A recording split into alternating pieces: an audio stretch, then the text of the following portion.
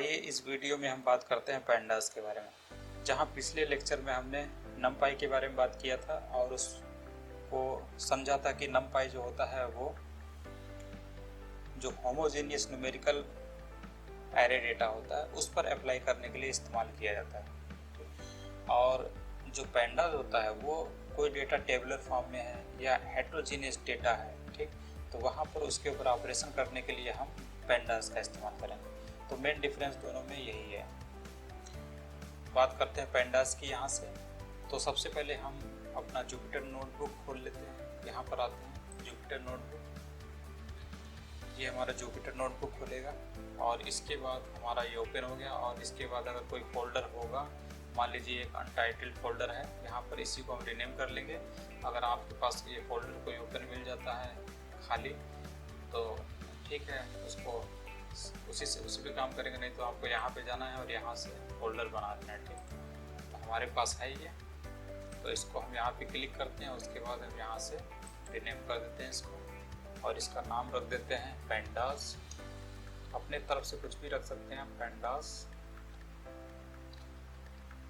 First folder रख दीजिए या फिर, क्योंकि उसी के अंदर है ये, रिनेम कर दिया, ठीक। पैंडास फर्स्ट फोल्डर ये हमारा है, ठीक। अब इसको एक क्लिक किया फिर हो गया। अब इस फोल्डर के अंदर हम एक फाइल बना लेते हैं पाइथन की, ठीक। ये हमारा पाइथन हो गया, ठीक। ये इसके अंदर हो गया फोल्डर के अंदर। अब यहाँ से हम अपनी कहानी शुरू करते हैं पैंडास की, ठीक।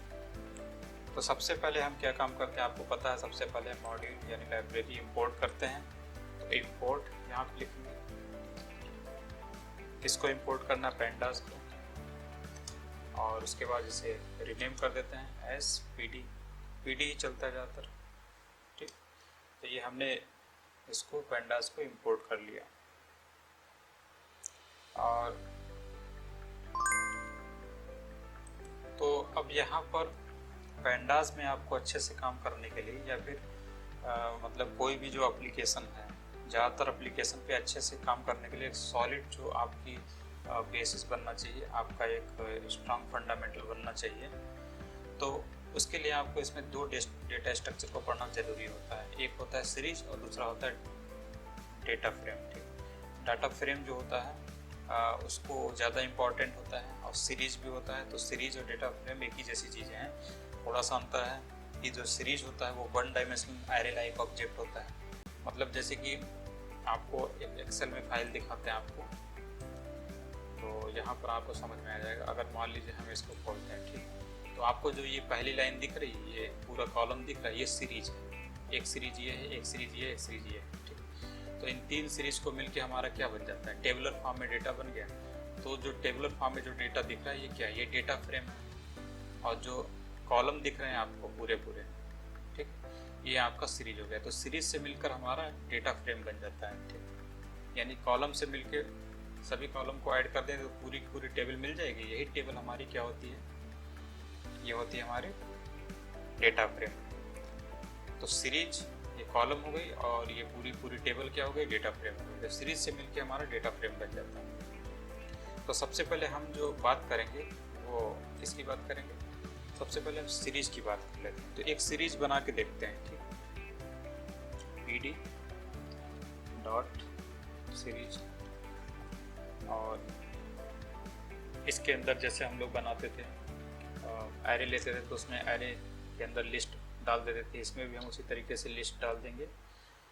कोई भी लिस्ट डाल देते हैं, मान लीजिए 7, 8, 3, 0, 5, 9, 4। इस तरीके से हमारा ये हो गया। और इसको एक नाम भी दे देते हैं, क्योंकि सीरीज है तो उसका एक नाम भी तो होना चाहिए। मान लीजिए AR भी दे दिया, ठीक। AR भी नाम का है। मतलब ये जो सीरीज से हम क्या बना रहे हैं, प्रकार का एक ऑब्जेक्ट ही तो बना रहे हैं, ठीक।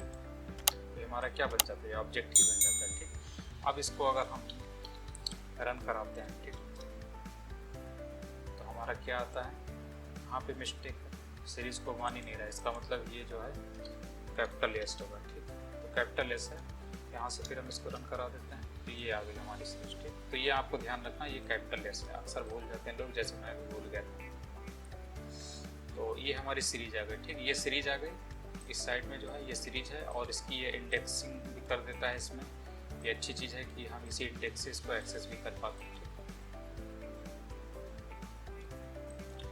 अब ये इंडेक्स बाय डिफ़ॉल्ट इसने अपने तरफ से बनाए, ठीक है। 0 इंडेक्स पे क्या है 7 है, 1 इंडेक्स पे 8 है, ऐसे करके, ठीक। इसकी जगह पे हम अपना भी इंडेक्स बना सकते हैं, ठीक। इसके लिए हमें क्या काम करना पड़ेगा, इस लाइन को हम लिख लेते हैं यहाँ पर, कॉपी कर लिया, यहाँ पे लिख दिया, ठीक। और इसका हम इसके अंदर ही क्या काम करते हैं, एक इंडेक्स भी दे देते हैं। मतलब एक तो हमारी लिस्ट है, दूसरा हम यहाँ पे इंडेक्स दे देते हैं, इंडेक्स इक्वल्स टू, और इंडेक्स में भी हम क्या करेंगे, लिस्ट ही पास करेंगे, लिस्ट ही देंगे, ठीक। लिस्ट पे हम दे देते हैं, मान लीजिए ए, उसके बाद कामा बी, कामा, यहाँ पे कामा नहीं होगा, कामा बाहर होगा, उसके बाद कॉलम में सी, फिर उसके बाद कामा। जितने आपके यहाँ पर एलिमेंट है ना, आपको उतने इंडेक्स देने पड़ेंगे। थोड़ा हम यहाँ से कम कर लेते हैं ताकि हमें ज़्यादा लिखना ना पड़े। वैसे भी मैं आलसी हूँ बहुत ज़्यादा, तो ऐसे ही करते हैं काम, ठीक। तो ये हमारा हो गया, और इसके बाद हम क्या काम करते हैं, तो ये हमारा कंप्लीट हो गया। इसके बाद हम इसको रन करा देते हैं, ठीक। ARB इसको रन कराया, देखिए ये जो इंडेक्स थे ये कन्वर्ट हो गए, ये 0 1 2 3 ये किस में कन्वर्ट हो गए, हमारे वाले जो दिए गए इंडेक्स उससे कन्वर्ट हो गए। तो ये अच्छी टेक्निक है कि हम इसके जो हमारी ये जो सीरीज बनी हुई है, ये जो सीरीज मिलती है 7830 वाली, इसको हम एक इंडेक्स वैल्यू दे देते हैं। तो इस तरीके से इंडेक्स दिया जा सकता है, ठीक। अंदर एक यहाँ पर लिस्ट पास किया, ठीक है। दूसरी लिस्ट कैसी होगी, इंडेक्स की होगी। ये वैल्यू की लिस्ट है और दूसरे इंडेक्स वाली। अब अगर मान लीजिए आपके पास ये है और आप जानना चाहते हैं या निकालना चाहते हैं कि इसके इंडेक्स कौन कौन से हैं, तो सिंपल आपको ARB.index लिखना है बस, और रन करा दीजिए, ठीक। तो ये आपके इंडेक्स आ जाएंगे, कौन कौन सी इस सीरीज में इंडेक्स थे। अब ये सीरीज आपकी कंप्लीट सीरीज है, ये यहाँ से इतनी, ठीक। और उसका डेटा टाइप भी बता रहा है कि INT64 इंटीजर 64 है, ठीक। तो इसका इंडेक्स हमने पता किया डॉट इंडेक्स करके, ARB यानी ऑब्जेक्ट डॉट इंडेक्स, ठीक। इससे हमारा इंडेक्स आ गया। तो ये इंडेक्स बता रहा है पूरा ABCD इंडेक्स है, और इसका जो डेटा टाइप है क्या है, वो ऑब्जेक्ट है। अब इसके एलिमेंट को एक्सेस करने का तरीका वही पुराना है, जैसे हम लिस्ट या एरे में करते हैं, तो वैसे ही यहाँ पर भी है। अगर मान लीजिए आपको इस D की वैल्यू निकालनी है, कितनी है, ठीक, तो यहाँ पर वैसे ही लिखना है जैसे बाकी में लिखते थे, ठीक, इसे लिखना है। और उसके बाद हम क्या काम करते हैं, रन करा देते हैं इसको, तो आपको इसकी वैल्यू 0 मिल जाती है। मतलब D इंडेक्स पे कितनी वैल्यू है, 0 है, तो ये आपको मिल गया। और अगर हम चाहें तो ये जो हमारा सीरीज है, इसको एक पर्टिकुलर वैल्यू से मल्टीप्लाई भी कर सकते हैं। तो सारे कुछ जो वैल्यू हैं ये 7830 सब पे मल्टीप्लाई हो जाएगा। जैसे कि ARB मल्टीप्लाइड बाय 10, ठीक। इसको रन कराते हैं, तो ये देखिए सारे जो वैल्यू थे हमारे, जो वैल्यू थे 770 हो गया, 880 हो गया, ऐसे करके सब बदल गया। तो जितने नंपाई पे जितने ऑपरेशन करते थे वो यहाँ पर भी लागू हो जाएंगे वैसे ही। तो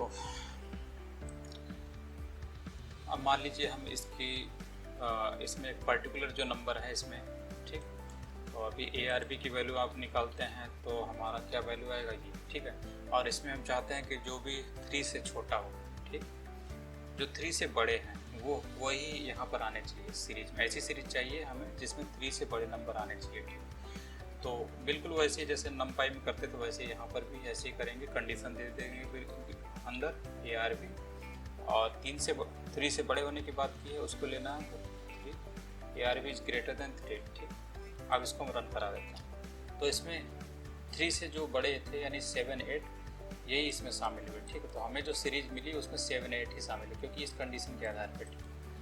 ये छोटी छोटी चीज़ें हैं, जैसे नंपाई में इस्तेमाल करते तो वैसे यहाँ पर है ये सब। और एक चीज़ जो यहाँ पर ध्यान देने लायक ये है कि ये जो हमारा ऑब्जेक्ट है, मान लीजिए ARB, ठीक, इसको रन कराया तो ये आया। और एक बात जो यहाँ पर ध्यान देने लायक है वो ये है कि जैसे हमारा ये ऑब्जेक्ट दिख रहा है आपको सीरीज ऑब्जेक्ट, तो इसका हम एक नाम भी रख सकते हैं। ठीक, तो इसमें नेम एट्रीब्यूट होता है, उसके जरिए हम इसका नाम रख सकते हैं सीरीज का। और इसके जो इंडेक्स हैं, इंडेक्स का भी आप नाम रख सकते हैं, तो उसमें भी नेम एट्रीब्यूट काम आ जाता है। तो चलिए इसके सबसे पहले हम इसका जो ऑब्जेक्ट का नाम है उसका नाम रखते हैं। तो ARV ऑब्जेक्ट है, ठीक, और इसको एक नाम देते हैं और इसको नाम देते हैं, मान लीजिए कुछ भी देते हैं, स्ट्रिंग वैल्यू देते हैं, कोई नाम मान लीजिए कुमार देते हैं। ठीक, और इसके बाद हम ARV डॉट इंडेक्स का नाम देते हैं। ये ऊपर वाला तो हमने ऑब्जेक्ट का नाम दिया, ठीक है, ऑब्जेक्ट का नाम दे दिया कुमार। अब इंडेक्स का नाम देते हैं, इंडेक्स मतलब ये जो ABCD है इनका भी हम एक नाम दे देते हैं, मतलब एक ग्रुपिंग कर देते हैं उसको एक नाम के अंदर, इंडेक्स। उसके बाद नेम, दोनों में नेम एट्रीब्यूट है। देखिए ऑब्जेक्ट को डिफाइन, ऑब्जेक्ट का नाम डिफाइन करने में और इंडेक्स का नाम डिफाइन करने में, दोनों में नेम एट्रीब्यूट आ रहा है। ठीक, तो इसीलिए इसको भी कर देते हैं, इसका नाम रख देते हैं इंडेक्स, ऑब्जेक्ट इंडेक्स रख देते हैं। ठीक, OBJ और इंडेक्स, ये दोनों हो गया। अब इसके बाद हम ARV जो ऑब्जेक्ट है इसको रन कराते हैं। ये देखिए, ठीक, ऑब्जेक्ट इंडेक्स का नाम हो गया हमारा ऑब्जेक्ट इंडेक्स, यानी ये जो इंडेक्स है ABCD इनका नाम हो गया। और पूरे सीरीज का नाम क्या हो गया, सीरीज नाम का जो ऑब्जेक्ट है उसका नाम हो गया कुमार। ठीक, और ये डी टाइप जो है 364, ये तो रहता है उसका डेटा टाइप। इस तरीके से ये काम करता है। इसके बाद अगले वीडियो में हम देखेंगे, ये सीरीज हमारा हो गया, सीरीज में कुछ नहीं था, तो और भी देखना है तो उसमें ऑपरेशन देख सकते हैं, लेकिन मेन हमारा डेटा फ्रेम है जिसकी बात हम अगले वीडियो से करेंगे।